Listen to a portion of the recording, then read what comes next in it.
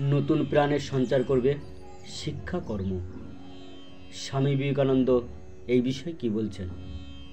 স্বামী বিবেকানন্দের বাণী জীবনের প্রতিটি পদে আমাদের সাহায্য করেছে। যুব সম্প্রদায়ের মনে নতুন প্রাণের সঞ্চার করেছিলেন স্বামীজি।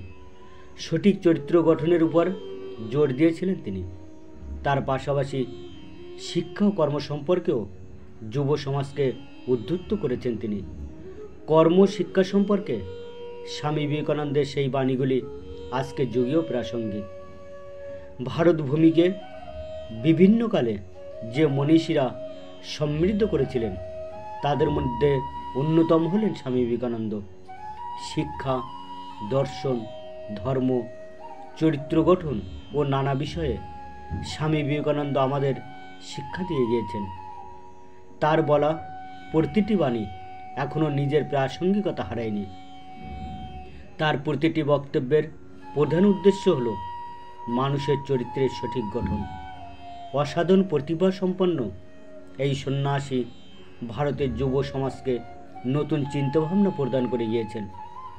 চরিত্র গঠনের পাশাপাশি কর্ম শিক্ষা সম্পর্কেও স্বামীজির একাধিক বাণী আমাদের অনুপ্রাণিত করে।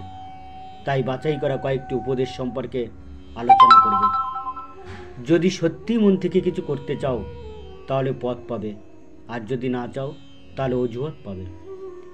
সাহসী লোকেরাই বড় বড় কাজ করতে পারে। একদিনে বা এক বছরে সফলতার আশা করো না, সবসময় শ্রেষ্ঠ আদর্শকে ধরে থাকো। বিশ্ব একটি ব্যায়ামাগার, যেখানে আমরা নিজেদেরকে শক্তিশালী করতে এসেছি।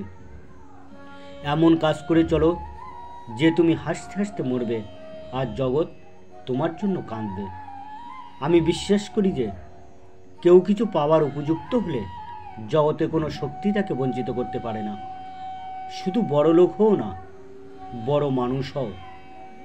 সারাদিন চলার পথে যদি কোনো সমস্যার সম্মুখীন না হও তাহলে বুঝবে তুমি ভুল পথে চলেছ। মহাবিশ্বের সীমাহীন পুস্তকালয় আপনার মনের ভিতরই অবস্থিত। ঘৃণার শক্তি অপেক্ষা প্রেমের শক্তি অনেক বেশি শক্তিমান।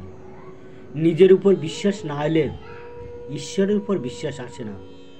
যা কিছু আপনাকে শারীরিক, বৌদ্ধিক এবং আধ্যাত্মিকভাবে দুর্বল করে তোলে সেটাকে বিষ ভেবে প্রত্যাখ্যান করুন। জীবে প্রেম করে যেই জন, সেই জন সেবিছে ঈশ্বর।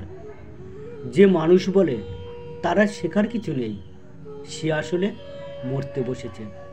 যতদিন বেঁচে আছো শিখতে থাকো, অনুতাপ করো না। পূর্বে যেসব কাজ করেছো সেসব নিয়ে মাথা ঘামিও না। এমনকি যেসব ভালো কাজ করেছো তাও স্মৃতিপথ থেকে দূর করে দাও। দুনিয়া আপনার সম্বন্ধে কী ভাবছে সেটা তাদের ভাবতে দিন। আপনি আপনার লক্ষ্যগুলিতে দৃঢ় থাকুন। দুনিয়া আপনার একদিন পায়ের সম্মুখে হবে। প্রত্যেকটি ধারণা যা আপনাকে দৃঢ় করে সেটাকে আপন করে নেওয়া উচিত, এবং প্রত্যেকটি ধারণা যা আপনাকে দুর্বল করে দেয় তা প্রত্যাখ্যান করা উচিত। শিক্ষা হচ্ছে মানুষের মধ্যে ইতিমধ্যে থাকা উৎকর্ষের প্রকাশ।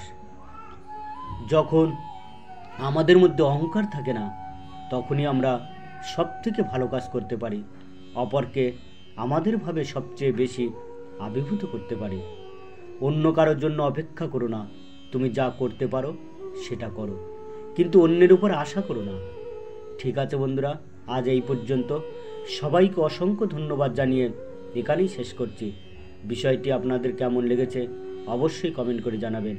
আর এই রকম ভিডিও আরও দেখার জন্য চ্যানেলটি প্লিজ সাবস্ক্রাইব, লাইক এবং শেয়ার করবেন আপনাদের বন্ধুবান্ধব এবং আত্মস্বজনদের কাছে। আর বেল আইকনটি প্রেস করতে ভুলবেন না, কারণ এই রকম আরও ভিডিও আপলোড করতেই প্রথম নোটিফিকেশান আপনার কাছে পৌঁছাতে পারে। নমস্কার।